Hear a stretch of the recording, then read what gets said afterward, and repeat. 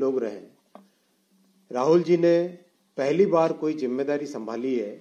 हमेशा जिंदगी में पावर एंजॉय करना लेकिन जिम्मेदारी नहीं रखना, लेकिन पहली बार जिम्मेदारी संभालने के बावजूद आज उन्होंने अति गैर जिम्मेवाराना स्टेटमेंट्स दिए हैं, जिसकी आपके सामने मैं स्पष्ट तथ्यों के साथ रखना चाहता हूं। राहुल जी ने कहा कि अग्निवीर में शहीदों को कोई कंपेंसेशन नहीं दिया जाता। इससे बड़ा झूठ कोई नहीं हो सकता। आज माननीय रक्षा मंत्री जी ने सदन में ही स्पष्ट, जब उनका भाषण चल रहा था राहुल जी का, उसी दौरान स्पष्ट किया कि अग्निवीर में शहीदों को 1 करोड़ रुपए से 1 करोड़ रुपए का कंपेंसेशन मिलता है।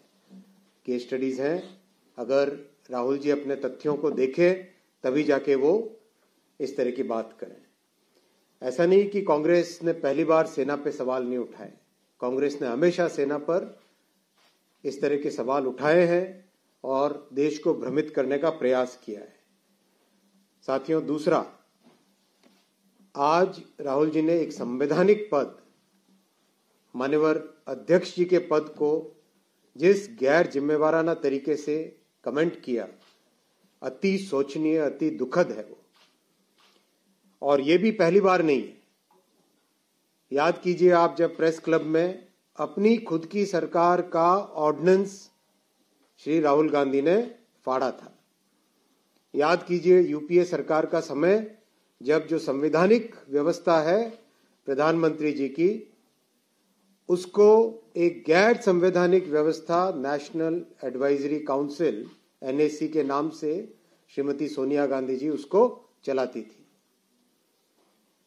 इस तरह से कांग्रेस का एक तरीके से ये हमेशा से चरित्र रहा है कि संवैधानिक व्यवस्थाओं को कमजोर करे।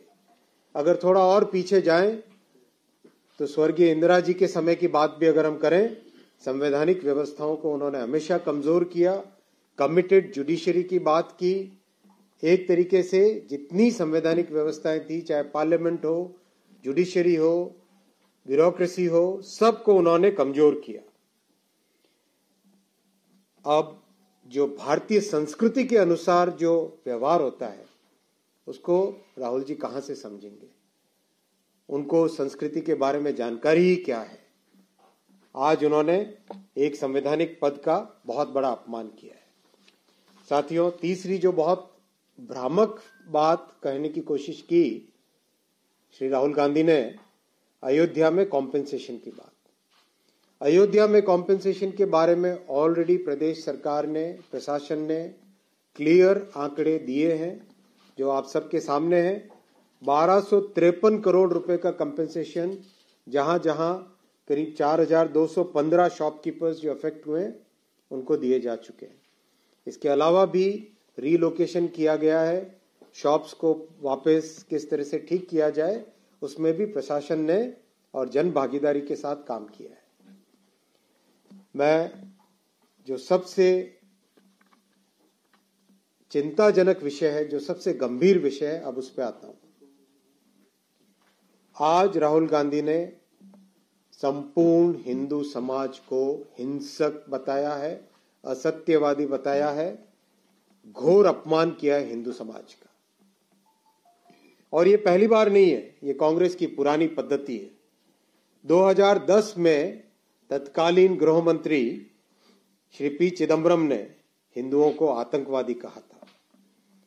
2013 में तत्कालीन गृह मंत्री, पूर्व गृह मंत्री सुशील शिंदे जी ने हिंदुओं को फिर से आतंकवादी कहा था। 2021 में राहुल जी ने कहा था हिंदुत्ववादियों को देश से बाहर निकाल देना चाहिए। और आज संपूर्ण हिंदू समाज को हिंसक कहा, असत्यवादी कहा। ये राजनीति की एक ऐसी परिस्थिति श्री राहुल गांधी ने आज लीडर ऑफ ऑपोजिशन के पद की गरिमा को इतना नीचा किया है, इतना कमजोर किया है और राजनीति को एक ऐसे लेवल पे लेके गए हैं जो कि निंदनीय है। संपूर्ण देश श्री राहुल गांधी के इस बयान से दुखी है और इस बयान की जितनी निंदा की जाए उतनी कम है। हिंदुओं को हिंसक बताना, हिंदुओं को असत्यवादी बताना, पार्लियामेंट के डिबेट के दौरान ईश्वर के चित्रों को सामने रखना,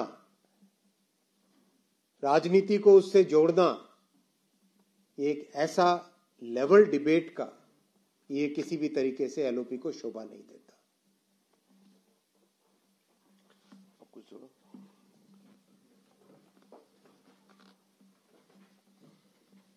माननीय अश्विनी वैष्णव जी ने सारा विषय रख दिया है।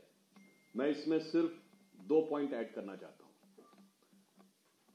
राहुल गांधी जी ने आज अभी इन्होंने जिस तथ्य का उल्लेख किया, मैं एक फैक्ट और बता देना चाहता हूं कि 20 जनवरी 2013 को तत्कालीन गृह मंत्री सुशील कुमार शिंदे जी ने, जो उस समय लोकसभा में नेता सदन भी थे, जयपुर में यह कहा था कि हिंसक गतिविधियां और ट्रेनिंग कैंप चलाए जा रहे हैं बीजेपी और आरएसएस की तरफ से।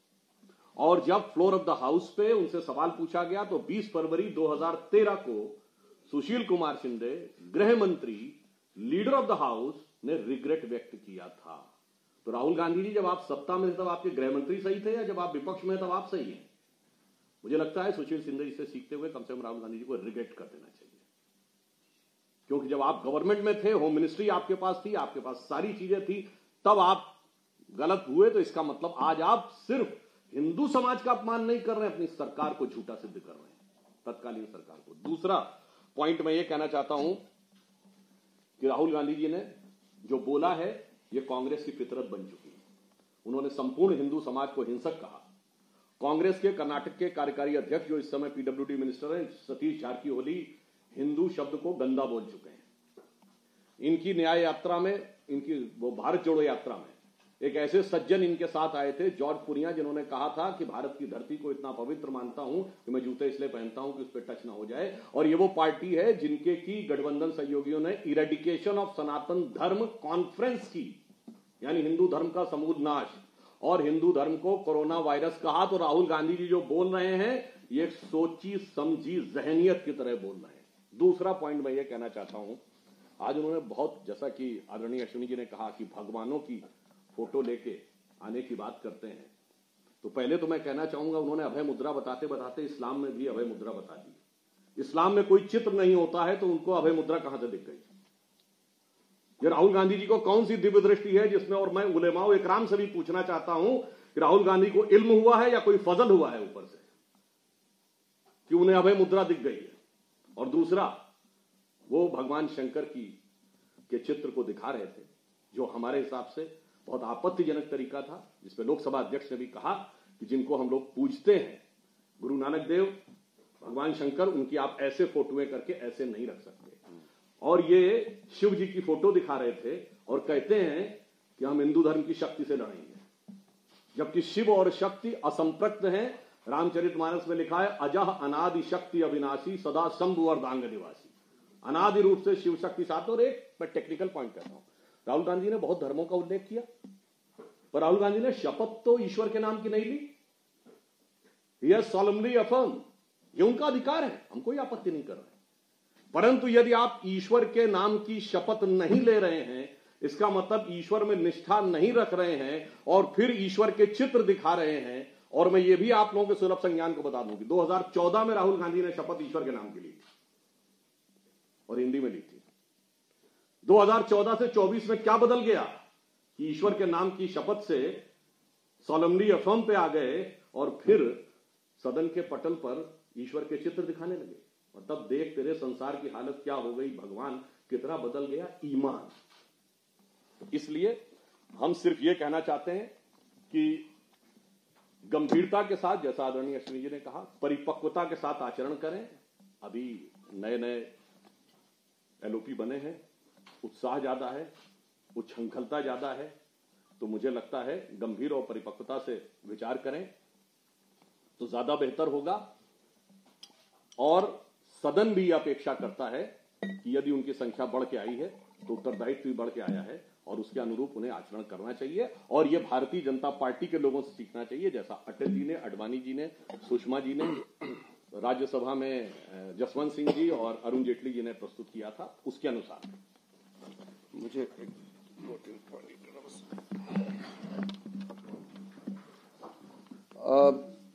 मुख्य जो विषय है उसका तो जिक्र किया है अश्विनी जी और फिर सुधांशु जी ने ऐड किया है। आज हमारा स्पेशल सेशन का फर्स्ट एक तरीके से प्रॉपर जो डिबेट आज शुरू हुआ। एक सेशन एक दिन हमारा नुकसान हुआ तो 16 आवर्स डिस्कशन का टाइम दिया है, तो कल प्रधानमंत्री जी का जवाब होगा लोकसभा में। मैं सिर्फ इसलिए आपको एक विषय रखना चाहता हूं आपके सामने में। हमने 2004 से श्री राहुल गांधी जी को देखा है, तो कोई पद में नहीं थे तो उसका व्यवहार भी बहुत हल्कापन और नाटकीय मजाक ऐसे चलते थे। और कभी कभी स्पीकर अचानक से 3 बजे राहुल का भाषण होगा, ना वो मंत्री है ना पार्टी का अध्यक्ष ना कुछ नहीं, ऐसे वहां पे उसको मौका देता था। हम लोग देखते थे ये सब।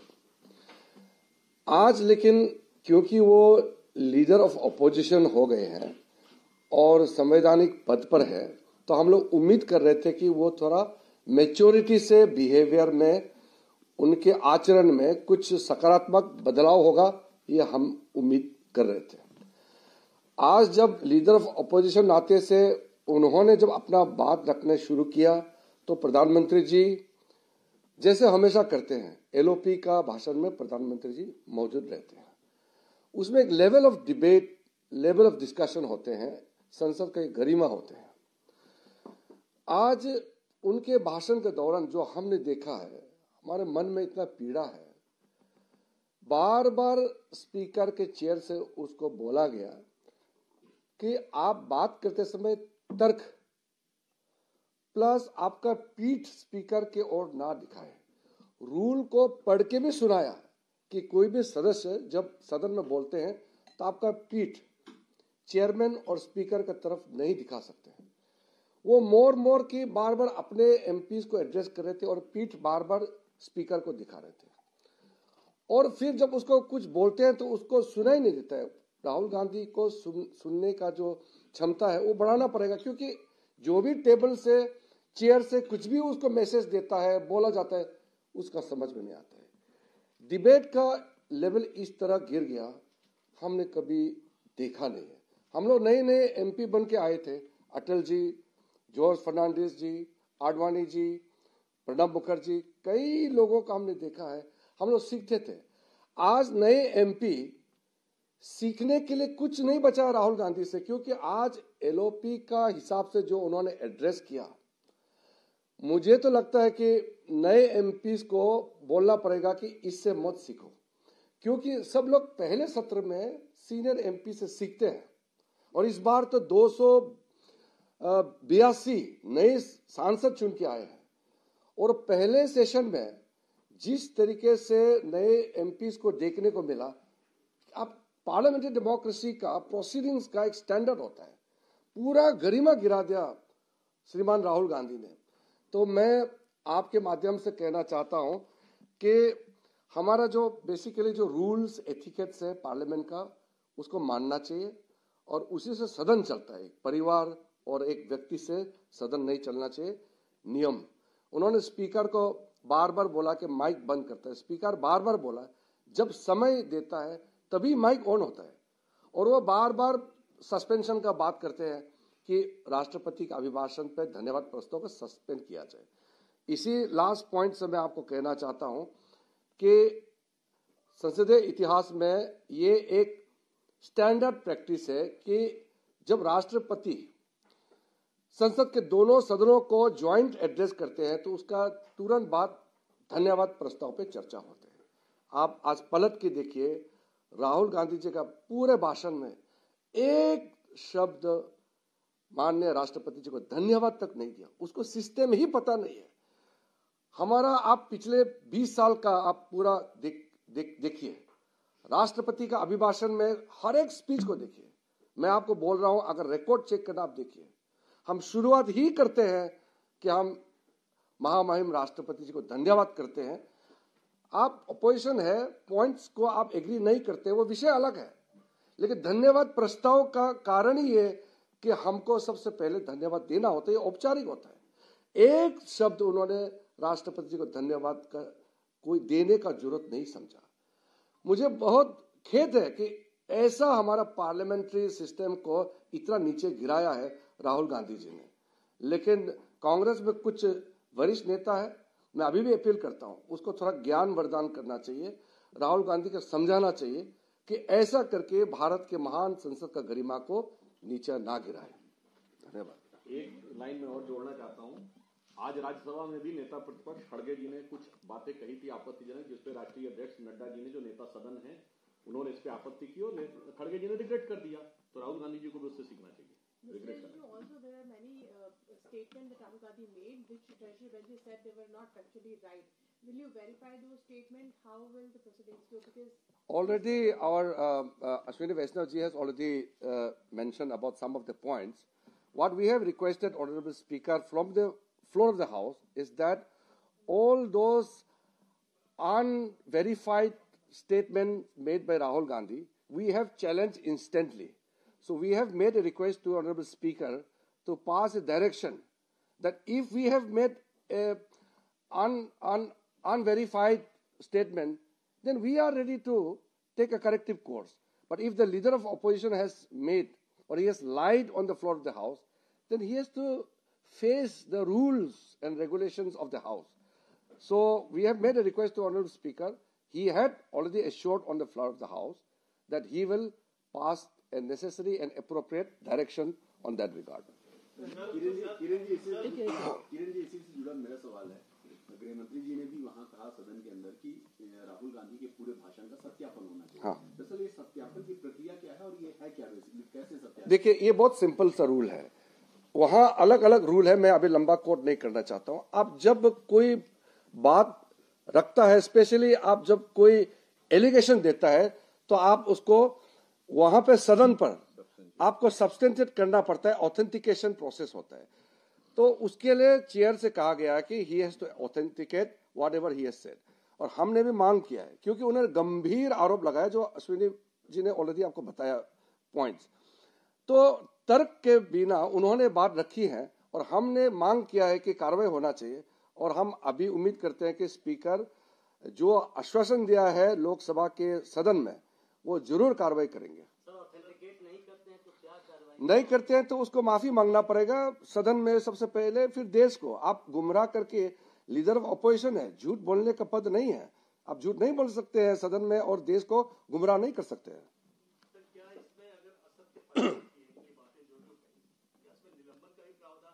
मैं उसके लिए किस गंभीर रूप से उसका कार्रवाई होगा वो मैं अभी नहीं कह सकता, क्योंकि वो स्पीकर तय करेंगे, लेकिन कार्रवाई करने के लिए हमारा अनुरोध है। देखिए, संसद एक ऐसा इंस्टीट्यूशन है और एलओपी एक ऐसा इंस्टीट्यूशन है जिसकी एक कॉन्स्टिट्यूशनल व्यवस्था है। उस व्यवस्था में जो भी व्यक्ति बोले, उसकी एक जिम्मेदारी होती है कि वो सारे फैक्ट्स को प्रॉपर्ली स्टडी करके सही चीज को रखे, क्योंकि देश के सामने जो विषय जाता है उस विषय के पीछे तथ्य क्या है वो जानकारी उनकी होनी चाहिए। इसलिए ये सत्यापन करने का हमारा, उनको ये कहना, आज हमने जो मांग की है हाउस में वो सही मांग की है और हम अध्यक्ष जी ने उसका सपोर्ट भी किया। Despite Rajat Singh rejecting the claims which were being made by Rahul Gandhi continued to say that okay, government will have its own view.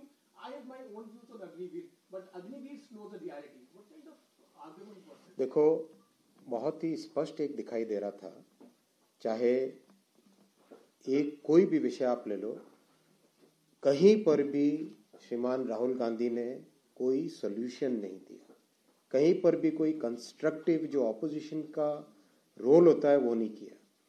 NEET के बारे में उन्होंने कोई बात की ढंग से कि नीट की जगह ऐसा होना चाहिए। अग्निवीर का अगर उन्होंने कोई सॉल्यूशन दिया होता तो बात थी। वो दलित की बात कर रहे थे, तमिलनाडु में दलित एक लिकर ट्रेजेडी में 53 दलित या 54 दलित उनका देहांत हुआ, उसके बारे में उन्होंने कोई बात की। समाज की जो प्रॉब्लम्स को ऑपोजिशन के लीडर के हिसाब से उनको रखना चाहिए, एक सॉल्यूशन के आधार पे, एक कंस्ट्रक्टिव वे में, ऐसा उन्होंने किया क्या? नहीं, उन्होंने केवल एक फ्रिवलस वे में ऐसे स्टेटमेंट्स दिए जिन स्टेटमेंट्स की सत्य, उसके पीछे तथ्य क्या है, उसकी भी उनको जानकारी नहीं।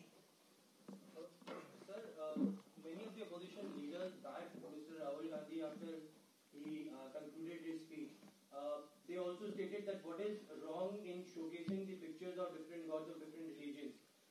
What does the rule suggest? सवाल वो नहीं है। Showcase the picture of any god. नहीं, यू आर राइट। हमारा ये मानना है कि सदन नियम से चलता है, यही कहा है। बाहर में आप क्या कर रहे हैं हम उसको नहीं कह रहे हैं, सदन के अंदर में हम नियम से बांधे हुए हैं। अब जब नियम कहते हैं कि आप किसी भगवान का चित्र को वहां दर्शा के उसके इंसल्ट करने का, इन्फ्लुएंस करने का अधिकार नहीं है, ये तो रूल बुक में कहा गया है। और वो जिस तरीके से सुधांशु जी ने जैसे बताया, भगवान का चित्र को ऐसे उठाते फिर नीचे फेंक देते हैं टेबल में, इस तरह का जो वो बिहेवियर, जो आचरण था, वो बहुत आपत्तिजनक था, ये प्रॉपर नहीं है। एक लाइन मैं ऐड करना चाहता हूं, जो लोग सिंगोल को ससम्मान स्थापित करने का विरोध इस आधार पे करते थे कि वो एक धर्म का प्रतीक है, वो चित्र के ऊपर इस ढंग से असम्मान तरीके से लाने पे पक्ष में, तो ये बहुत अनुचित है। सर एक सवाल है कि कांग्रेस का कहना है कि राहुल गांधी ने जो हिंदुओं के बारे में बोला है वो बीजेपी की तरफ उनका इशारा, तो वो पूरे समाज की बात नहीं कर रहे, उसको कैसे देखते हैं? बीजेपी ने कहा, उदाहरण हमने बता दिए, बीजेपी ने कहा, उन्होंने हिंदू कहा। सुशील शिंदे और उस जमाने से लेके आज तक जब ये सत्ता में थे, ढेर सारे उदाहरण हैं। आज सिंपल है, स्टेटमेंट देख लीजिए तो मीडिया में है, उन्होंने बीजेपी नहीं कहा हिंदू सोच, उन्होंने इरेडिकेशन ऑफ सनातन धर्म कहा, इरेडिकेशन ऑफ बीजेपी नहीं कहा। Thank you.